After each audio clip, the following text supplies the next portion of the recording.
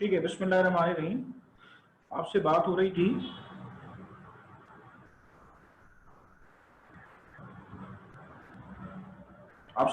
थी इसके बारे में, इलेक्ट्रॉन ट्रांसपोर्ट चेन के बारे में आपसे बात हो रही थी। ठीक है, और वहीं से मैं आपको ये बात आगे बढ़ाता हूँ। मैंने आपसे कहा था कि मैं आपको एनारोबिक रिस्पिरेशन बताऊंगा। ठीक है, तो आपको इसके फौरन बाद जो है मैं एनारोबिक रिस्पिरेशन के बारे में बताने जा रहा हूँ। ठीक है, next to it is going to tell you about anaerobic respiration।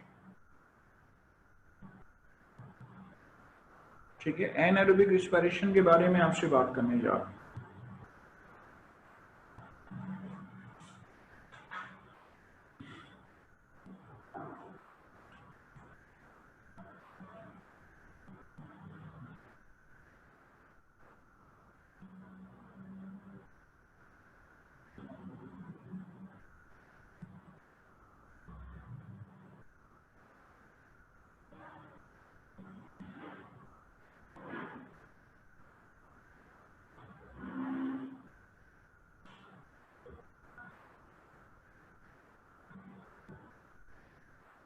Glucose convert होता है दो पायरुवेट्स के अंदर।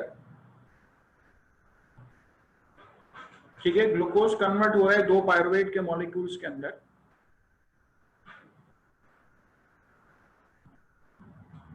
एनारोबिक स्टेट में क्या होता है, अगर ऑक्सीजन अवेलेबल नहीं है तो ये पायरुवेट जो है ये कन्वर्ट हो जाता है किसके अंदर, ये पायरुवेट कन्वर्ट हो जाता है लैक्टेट के अंदर। लैक्टेट कहें या लैक्टिक एसिड कहें, एक ही बात। ठीक है, लैक्टेट कहें या लैक्टिक एसिड कहें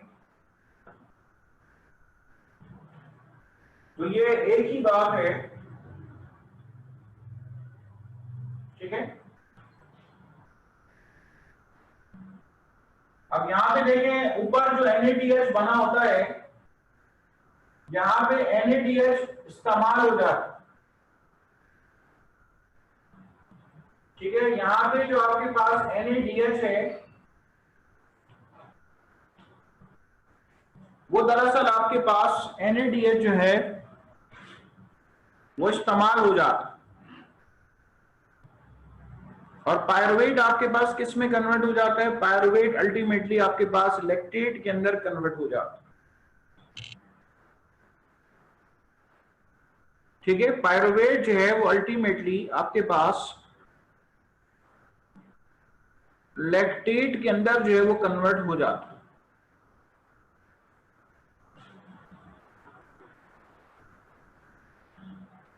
this happens in anaerobic state. ठीक है, ये दरअसल आपके पास एनारोबिक कंडीशन में, एनारोबिक स्टेट के अंदर जो है ये काम होता है। ये पायरुवेट जो है वो आपके पास लैक्टेट के अंदर कन्वर्ट होगी। अब इससे नेट एटीपी गेन जरा मुलाहिजा फरमा लें, जब दोनों NADH बने थे और वो इस्तेमाल हो गए नीचे। अब एनर्जी का जरा हिसाब किताब अगर आप देखेंगे कि टोटल 4 ATP बने थे, 2 ATP आपके पास यूज हुए थे, 2 NADH फॉर्म हुए थे। अब ये तो यहां पे इस्तेमाल हो गए तो ये तो नहीं बचे, 4 में से अगर 2 बचे तो नेट एटीपी गेन आपको क्या मिलेगा, आपको मिलेगा 2 ATP। ठीक है, नेट एटीपी गेन जो आपको मिलेगा, ठीक है, नेट एटीपी गेन जो आपको मिलेगा वो आपको मिलेगा सिर्फ और सिर्फ 2 ATP।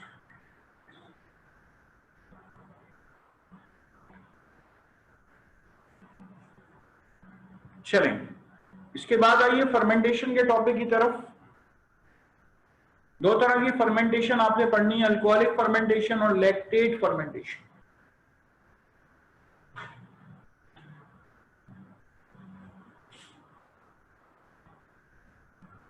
फर्मेंटेशन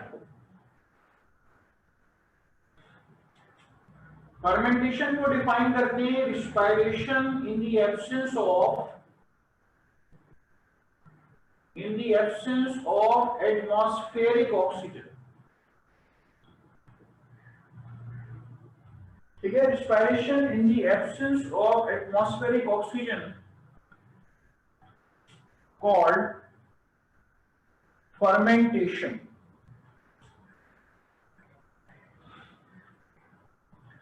अब इसमें आपको अल्कोहलिक फर्मेंटेशन मिलेगा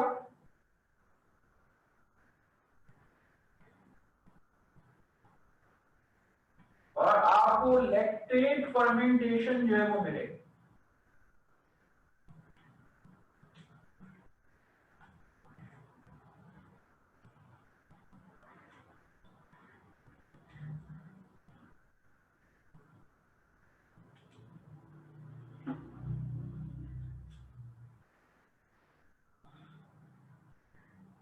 ठीक है, अल्कोहलिक फर्मेंटेशन आपको मिलेगा, आपको लैक्टेट फर्मेंटेशन मिलेगा।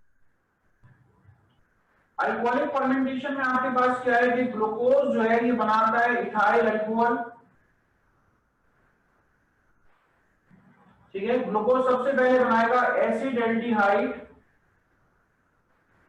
Plus carbon dioxide.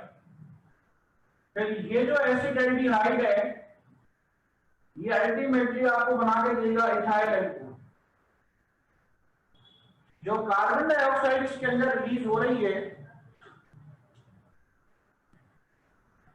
जो कार्बन डाइऑक्साइड इसके अंदर रिलीज हो रही है वो कार्बन डाइऑक्साइड जो है ये आपके पास ब्रेड ऑफ राइस कॉज कराती है। आपने शायद सुन रखा है, आपने शायद सुन रखा है कि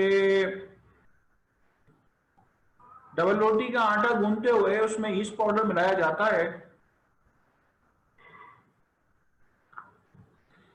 तो ये कार्बन डाइऑक्साइड उसमें प्रोड्यूस होती है और वो क्या करती है, वो आपके पास ब्रेड ऑफ राइस का बाइस बनती है। ठीक है, तो हम इसको क्या नाम देते हैं, इसको हम नाम देते हैं अल्कोहलिक फर्मेंटेशन। ठीक है, this is termed as alcoholic fermentation.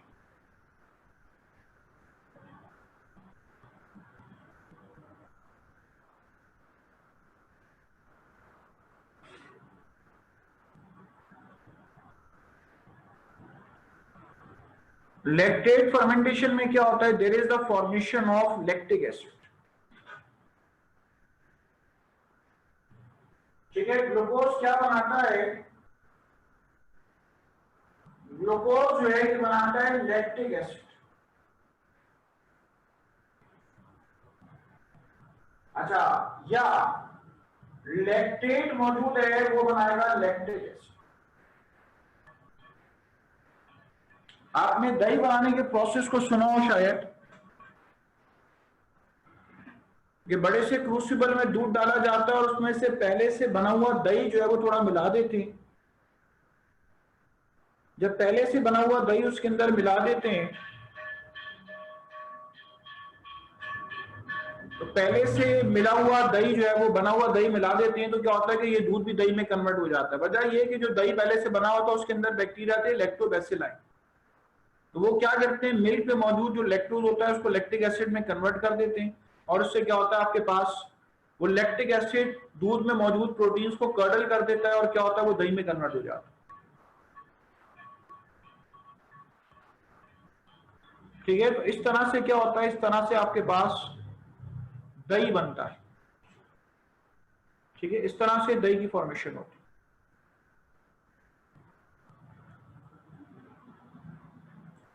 चलें,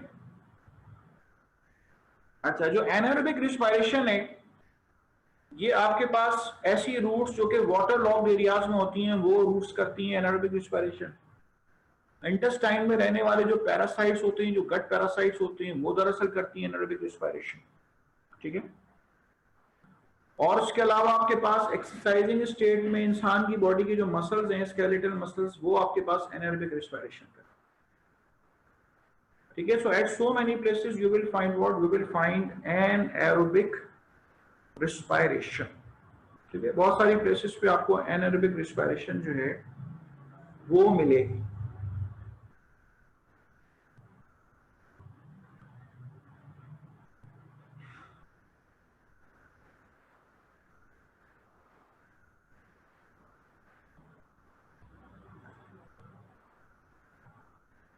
चलेंगे, पूरे चैप्टर बायोएनर्जेटिक्स से आपने कोई भी सवाल कहीं से भी पूछना है तो आपको इजाजत है, आप पूछ सकते हैं। मैं आपको बता रहा हूं, देखिए जितने भी पार्टिसिपेंट इसके अंदर मौजूद हैं इस वक्त क्लास में, बेटा its peak time, high time कि आपके पास अब कि आपको एक लम्हा भी खाली टाइम नहीं छोड़ना चाहिए। अल्हम्दुलिल्लाह कोरोना से हम बहुत हद तक एक बेहतर पोजीशन पे आ गए हैं, ठीक है, अल्लाह ने बड़ा करम किया है। अभी वो जो स्ट्रेस थी कोरोना वाली, वो अल्हम्दुलिल्लाह almost it has been over, ठीक है। सिर्फ थोड़ा बहुत जो हुकूमत को खतरा है कि खुदा न खास्ता कोई और स्पाइक दोबारा ना आ जाए, ठीक है, क्योंकि बीमारी बिल्कुल नहीं है तो बिल्कुल इसका पैटर्न, इसका अंदाजा नहीं। आपको दिन रात एक करके पढ़ना है, ठीक है, अपनी तैयारी मुकम्मल करके रखें। तो बराए मेहरबानी जरा आप जो है वो टाइम दे दें इसको, ठीक है। कोई सवाल पूछना है बायोएनर्जेटिक्स से पूछ लें, मैंने आपसे कहा था इसको अच्छे से अच्छे तरीके से कर लें आप।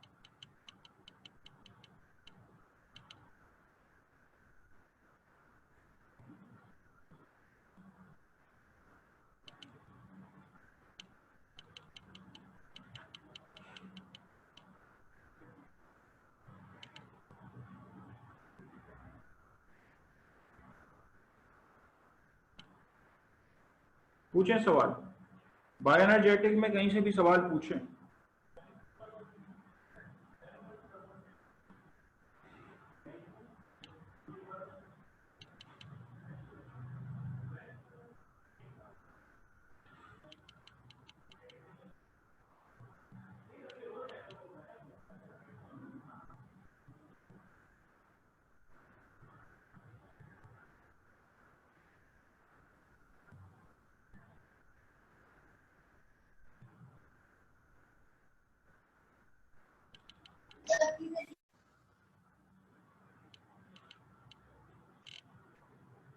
पूछें।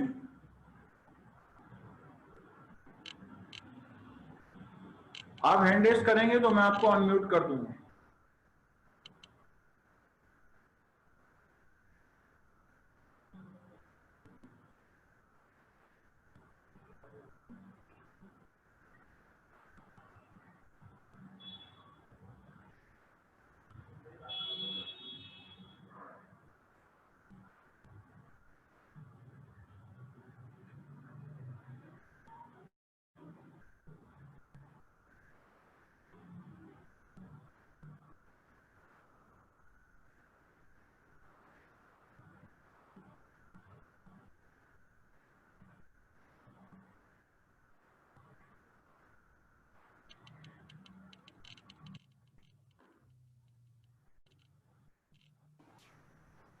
जी फरमाइए। सर केल्विन साइकिल में ना कन्फ्यूजन है, वो नाम अगर आप एक दफ़ा फिर बता दे सके। आप देख के या बगैर देख के जहां पे कंफ्यूजन है पढ़ना शुरू करो, जहां पे फंसोगा मैं बताऊंगा आपको। बोलो, पढ़ना शुरू करो। जी एक सेकंड।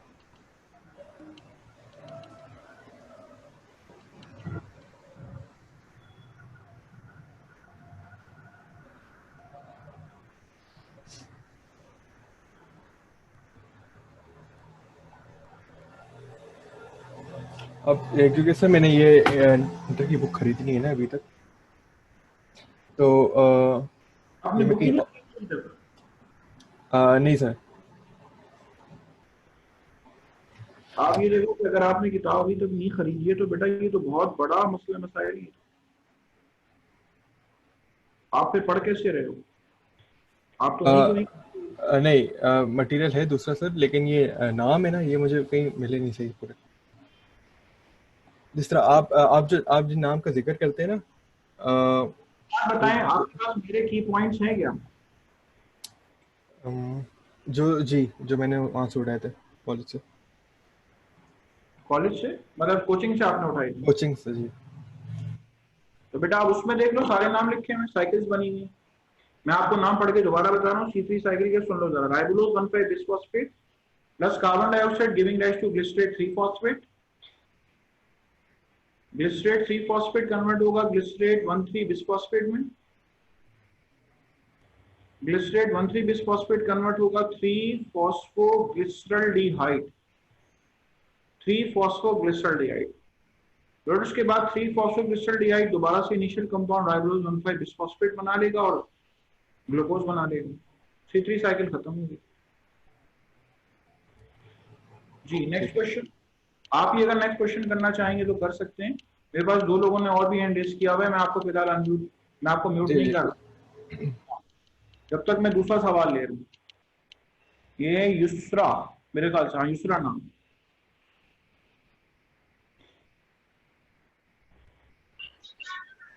अस्सलाम वालेकुम सर। जी वालेकुम। सर आपने ये बताया था कि ना तमाम एरोबिक रिस्पिरेशन में ग्लाइकोज में 8 एटीपी बनते हैं, आगे क्रेब्स बोले। साइकिल में 30 होते हैं और आप जो है 30 + 8 38 हो जाते हैं। सर हम 38 में से 2 एटीपी माइनस क्यों करते हैं? मैंने आपको बेटा रीजन बता दिया था, मैंने आपको दोबारा रिपीट में जो NADH बनते हैं वो साइटोप्लाज्म में पड़े होते हैं। वो कितने NADH होते हैं? वो 2 NADH होते हैं। जब ये 2 NADH माइटोकॉन्ड्रिया की दीवार को क्रॉस करते हैं तो दीवार को क्रॉस करने में उनकी एनर्जी कम हो जाती है। अब वो इलेक्ट्रॉन ट्रांसपोर्ट चेन में जब आएंगे तो उनकी एनर्जी एक ATP जितनी कम हो जाती है। तो इसलिए चूंकि 2 NADH हैं तो इनके एक ATP कम हो जाएंगे, 2 ATP कम हो जाएंगे, तो इसलिए 38 के बजाय 36 आपको ATP मिलेंगे। अगर आप A लेवल्स की किताबें देखेंगे तो उसमें डायग्राम बना के दिखाई भी होगी, और दिखाई भी होगी कि जब NADH दीवार को क्रॉस कर रहे हैं तो NADH FeDH2 में कन्वर्ट हो जाती है। चूंकि ये जो बात है ये मुख्तलिफ किताबों में मुख्तलिफ दी हुई, इसलिए मैंने ये स्पेसिफाई करके आपको बात नहीं बताई कि NADH FeDH2 में कन्वर्ट हो जाएंगे, और आपको पता है FeDH2 से आपको 2 ATPs मिलते हैं, इसलिए आपको नेट ATP गेन 36 मिलता है। Next question.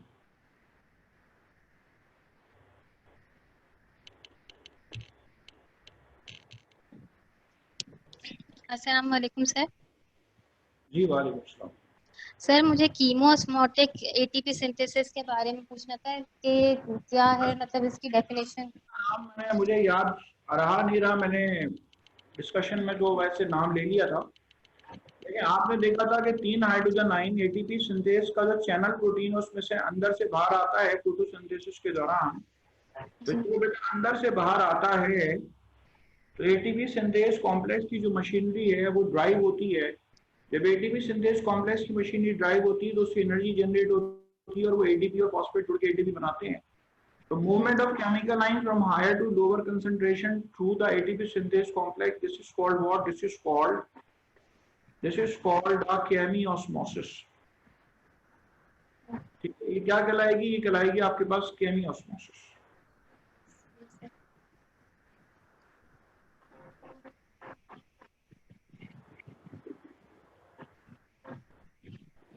और अगर माइटोकॉन्ड्रिया की बात करूं तो आउटर कंपार्टमेंट में 2 हाइड्रोजन आयंस मौजूद हैं। जब वो आउटर से इनर कंपार्टमेंट में आते हैं ताकि वो पीएच को मैनेज कर सकें, क्योंकि दोनों की पीएच होती है हाइड्रोजन आयंस की वजह से। जब हाइड्रोजन आयन एक जगह पे कम एक जगह पे ज्यादा हो जाते हैं तो पीएच को फर्क आ जाता है। पीएच को नॉर्मल करने के लिए, दोबारा से न्यूट्रल करने के लिए, तो आउटर कंपार्टमेंट से इनर कंपार्टमेंट में हाइड्रोजन आयंस मूव करते हैं। अगेन आपके पास ये क्या कहलाती है? अगेन आपके पास ये केमियोस्मोसिस कहलाती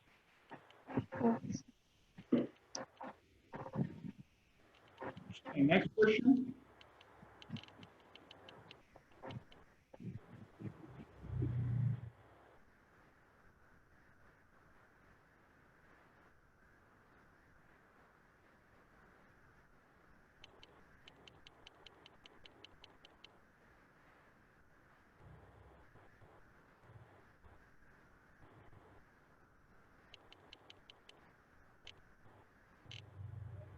जी अली मोहम्मद नासिर। सर ये बताइएगा कि जो केल्विन साइकिल में जो मोल्स वगैरह है ना, 3 of this 6 of this, ये चीज़ें याद रखें। कौन से मोल्स? मोल्स के सर 3CO2 आएगा, 6,3-फॉस्फोग्लाइसरेट बनेगा, ये सारी चीजें, या सिर्फ नाम याद रख लें? नहीं, सिर्फ नाम याद रख लें। ये तो ऐसा होता है, कभी भी आप कोई केमिकल इक्वेशन अगर आप केमिस्ट्री में भी करेंगे तो उसमें बेटा केमिस्ट्री के अंदर आप बैलेंसिंग याद नहीं करते, ठीक है? कहीं पर भी आप बैलेंसिंग याद नहीं करते। तो अगर कोई ये याद भी करता है तो समझ लें आप कि वो समझ लें बैलेंसिंग याद कर रहा है। बैलेंसिंग तो याद करने की होती नहीं, ठीक है? तो इसलिए आप जो है वो ये याद करने की ऐसा जरूरत है। लेकिन ये याद करने की जरूरत है कि अगर 6 3-फॉस्फोरेसिल्डिहाइड के मॉलिक्यूल्स बने, NADPH 6 इस्तेमाल होते हैं। ये चीज याद रखने की जरूरत है। ठीक है सर।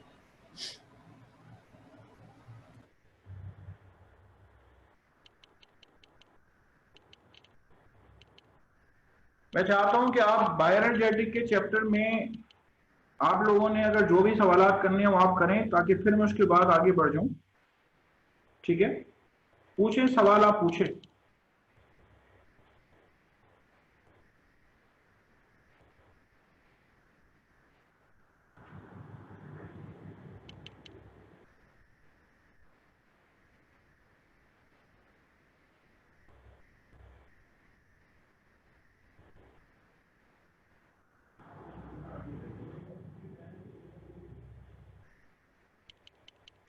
यानी कि कोई बायोएनर्जेटिक्स में पूछने के लिए तैयार नहीं है, हैरत की बात है।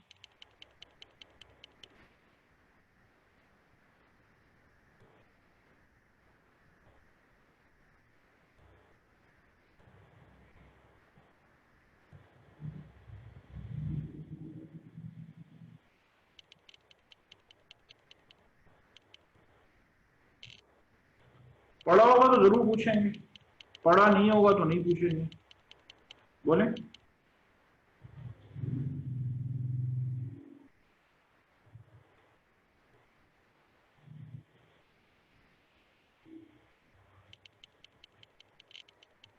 मैंने आपको अनम्यूट किया है, पता नहीं मुनज्जा नाम था। हाँ, मुनज्जा को मैंने अनम्यूट किया है।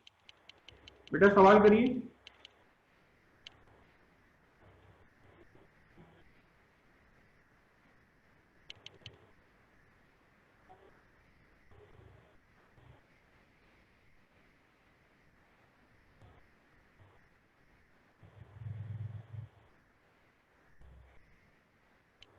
आपका शायद हो सकता है माइक खराब हो, मैं दूसरे को अनम्यूट कर रहा हूँ।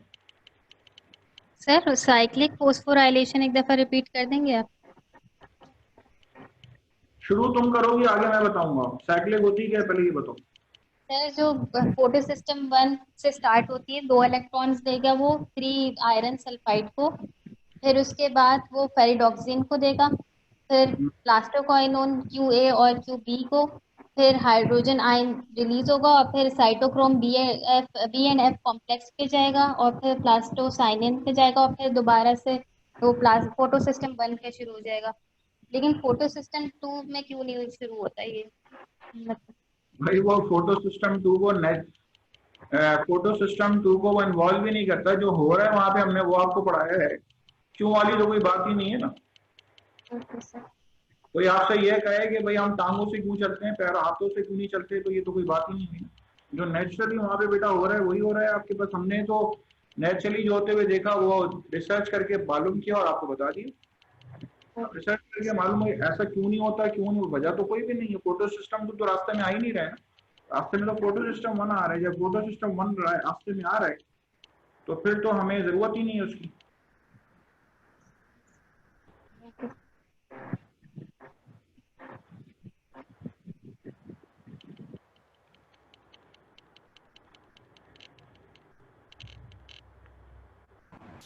अस्सलाम वालेकुम सर। जी वालेकुम सलाम। जी बेटा बोलो। जी सर, मुझे एक कन्फ्यूजन थी तो मैं क्लियर करना चाह रही थी। फोटो सिस्टम 1 और 2 में वेवलेंथ्स होती हैं 600 न्यूटन मीटर की और 700 न्यूटन मीटर की। तो जो इलेक्ट्रॉन जो और क्लोरोफिल भी होता है सर, तो जो इलेक्ट्रॉन उसमें एक्साइट होके फॉर एग्जांपल फोटो सिस्टम 2 से फोटो सिस्टम 1 पे जा रहा होता है तो वो लाइट एब्जॉर्ब करता है। तो वो लाइट एब्जॉर्ब क्लोरोफिल करता है, तो क्लोरोफिल उसको इलेक्ट्रॉन को फिर एक्साइट करता है। मैं सही बोल रही हूँ? बेटा इलेक्ट्रॉन को एक्साइट करने की जरूरत नहीं है। आप अगर फोटो सिस्टम 1 के लेवल पे पहुंच के बात सुनना चाह रही हैं, तो फोटो सिस्टम 1 का जो क्लोरोफिल है उसके पास अपने इलेक्ट्रॉन्स थे, उसने आने वाली रोशनी से वो अपने इलेक्ट्रॉन्स आगे दे दिए। तो फोटो सिस्टम 1 जो है वो पीछे से जो आने वाले इलेक्ट्रॉन है प्लास्टोसाइरेन से वो इलेक्ट्रॉन्स ले लेगा। जब उसने अपने आगे दे दिए इलेक्ट्रॉन, अब पीछे से ये 2 इलेक्ट्रॉन्स ले लेगा और फिर से न्यूट्रल हो जाएगा। वो 2 इलेक्ट्रॉन्स आयरन सल्फाइड के पास जाएंगे, फेरिडोक्साइन के पास जाएंगे, फेरिडोक्साइन से NADPH के पास, NADP+ के पास चले जाएंगे। तो इसमें क्लोरोफिल का मतलब इन पिगमेंट्स का क्या रोल हो रहा होता है? आप मुझे बताएं, क्लोरोफिल का ही तो रोल है। आप मुझे एक बात बताएं कि ये जो इलेक्ट्रॉन जो रिलीज हो रहे हैं, ये इलेक्ट्रॉन्स मैग्नीशियम और क्लोरोफिल से तो रिलीज हो रहे हैं, बाकी दूसरे पिगमेंट में तो किसी के पास मैग्नीशियम मौजूद नहीं होता कि वो आपके पास इलेक्ट्रॉन्स भी रिलीज करें। सूरज की रोशनी पड़े और इलेक्ट्रॉन्स रिलीज हो जाएं, तो ये एबिलिटी क्लोरोफिल एक ही है जिसकी वजह से आपके पास ये इलेक्ट्रॉन्स आगे लेके जाएगा। ठीक है, थैंक यू सर। ठीक है, अगर गौर करें, इंसान के अंदर हीमोग्लोबिन है, हीमोग्लोबिन में आयरन मौजूद है। अब हीमोग्लोबिन आयरन के बगैर बेकार है, ठीक है, क्योंकि आयरन जो है वो ऑक्सीजन के साथ कंबाइन होगा, ठीक है, ऑक्सीजन को कैरी करने में मदद देगा। जब ऑक्सीजन को कैरी करने में मदद देगा तभी हमारा हीमोग्लोबिन रेड ब्लड सेल का ऑक्सीजन कैरी करने के काबिल होता है, अदरवाइज तो वो ऑक्सीजन को कैरी करके लेके ही नहीं जा सकता। ठीक है, तो ये जो मेटालिक आयंस होते हैं इनके अपने अपने रोल्स हैं कि वो आपके पास किसी के साथ कंबाइन होने या इलेक्ट्रॉन डोनेट करने, तो वो इलेक्ट्रॉन्स आपके पास डोनेट करने में रोल प्ले करें।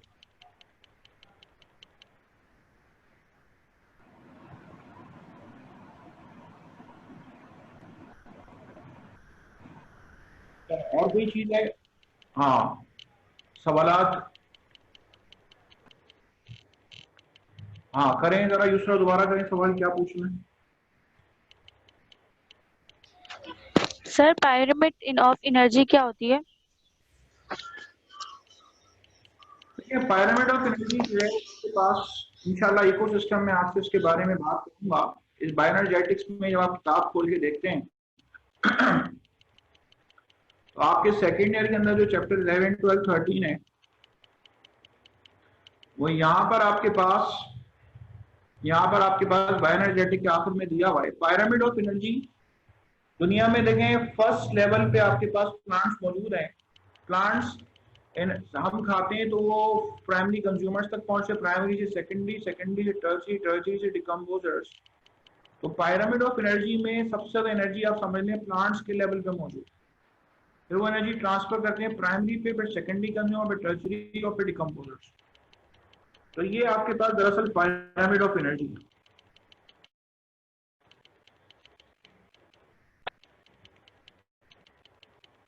बात कर रहा हुआ करूं तो म्यूट नहीं किया, खुद से म्यूट ना किया करें, अगर कोई हिंड्रेंस होती है तो मैं कर लेता हूँ। अच्छा, ये मुनज़्ज़ा का को अनम्यूट कर रहा हूँ, कर काफी जैसे किया हुआ है, लेकिन ये की आवाज नहीं आ रही है।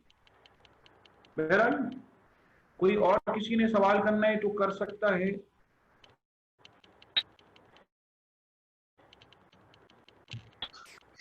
सर कार्बन फिक्सेशन के बारे में एक बार बता दें।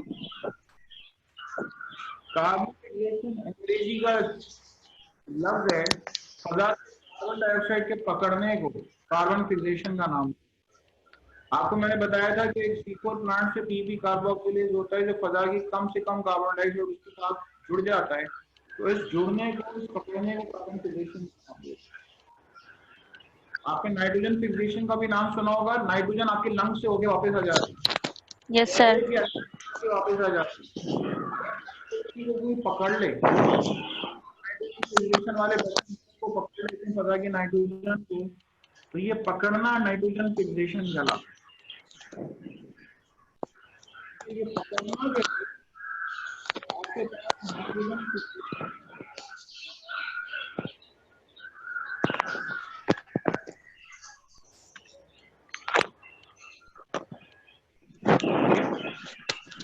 कोई सवाल?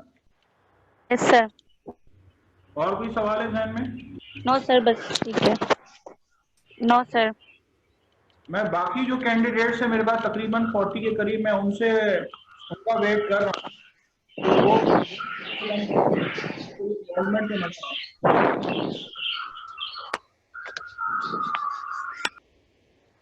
ताकि उनकी थोड़ी इन्वॉल्वमेंट तो नजर आए।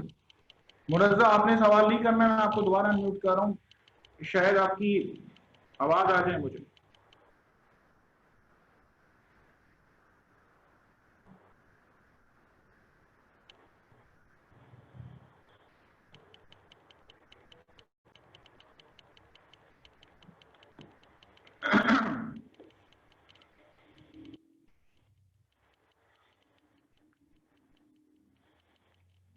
चले बहरहाल,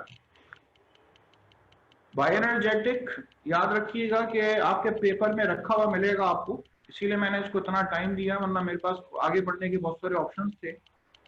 चले आगे बात करने जा रहा हूं आपसे जिस चैप्टर के बारे में, बायोएनर्जेटिक्स के बाद आपसे बात करने जा रहा हूं चैप्टर ट्रांसपोर्ट के बारे में। ठीक है, बायोएनर्जेटिक्स के बाद आपसे बात करने जा रहा हूं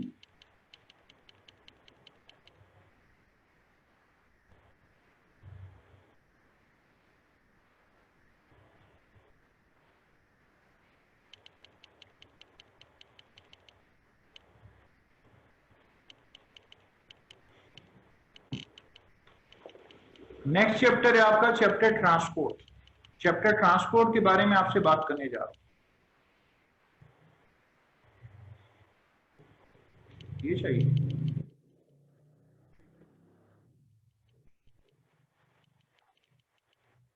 ट्रांसपोर्ट में सबसे पहले मैं आपसे बात करूंगा ह्यूमन हार्ट के बारे में।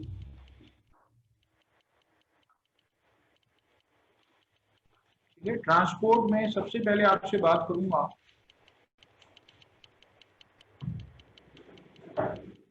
ह्यूमन हार्ट के बारे में।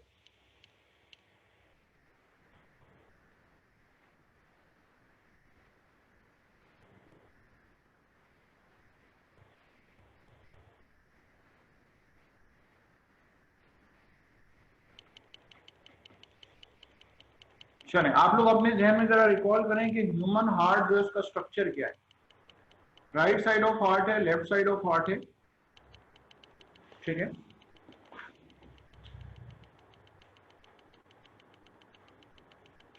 मैं जितने आपसे सवाल एक्सपेक्ट कर रहा था आपने किए नहीं है वैसे सवाल। देखिए, ये राइट साइड ऑफ हार्ट है,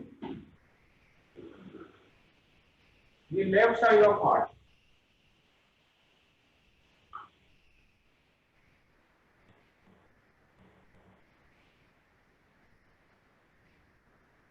ठीक है, राइट साइड ऑफ हार्ट है और ये लेफ्ट साइड ऑफ हार्ट।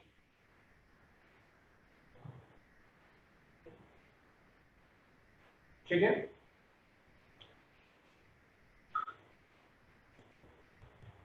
अब पार्ट्स के बारे में बात करें, ये राइट एट्रियम है,